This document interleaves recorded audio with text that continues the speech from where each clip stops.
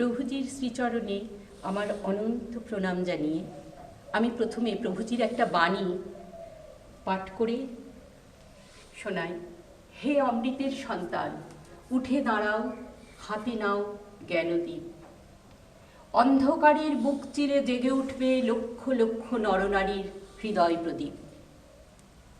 এই হৃদয় প্রদীপ বলতে গিয়ে আমার মনে হলো এই তটভূমির একদম প্রধান যেটা, আমি জানি না আমি কতটা তুলে ধরতে পারবো, এক নীরব বিপ্লব এখানে ঘটে চলেছে প্রভু আদর্শে, যার ফল সুদূর প্রসারী।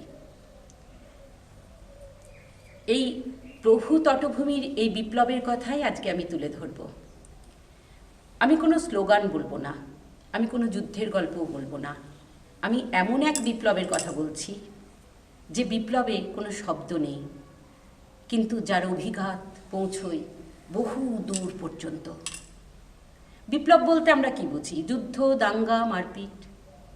কিন্তু প্রভুজি আমাদের শিখিয়েছেন বিপ্লব হলো রূপান্তর। এখানে অন্তর বিপ্লবের কথা বলা হয়। ভেতরের যে বিপ্লব, সেই বিপ্লবের কথা প্রভুজি সব সময় বলেন।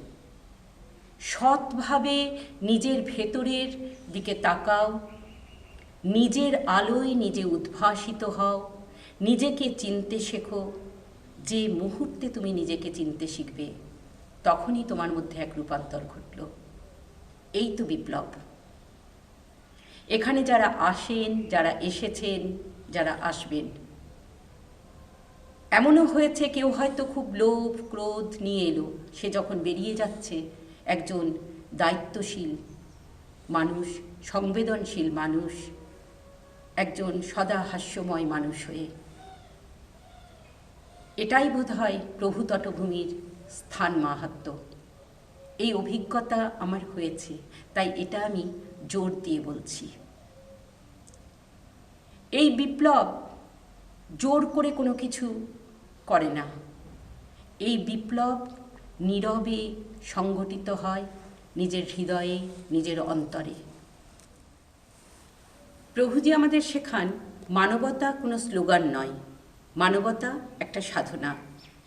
আর এই সাধনায় যখন পৌঁছই, তখনই তৈরি হয় একজন জাগ্রত মানুষ। বিপ্লব মানে আমি বুঝি এক লাফে অনেক দূর পৌঁছে যাওয়া। আমি যেদিন প্রভুজির সান্নিধ্যে প্রথম আসি, সেদিন আমার মনে হয়েছিল আমি তো পৌঁছে গেছি। এবার প্রয়োজন কি? এবার প্রয়োজন সেটা ধরে রাখার। এই বিপ্লব কিভাবে যে নীরবে প্রবাহিত হয়ে চলেছে, সেটা একটু লক্ষ্য করলেই বুঝতে পারা যায়। আমার সন্তানকে আমি খুব ছোট থেকে এখানে নিয়ে আসছি। তো একটা বয়সে যখন হয়েছিল, সে প্রথম আজ যাব না কাল যাব, এমন একদিন এলো। এখন ও বাইরে কাজ করে, কিন্তু যখন দুর্গাপুরে আসে, প্রভুজির কাছে আসার জন্য অস্থির হয়ে ওঠে। প্রভুজি যে বলেন, জোর করো না, এই পথ কাউকে ডাকে না, যে পা বাড়ায় সে এসে পৌঁছে যায়।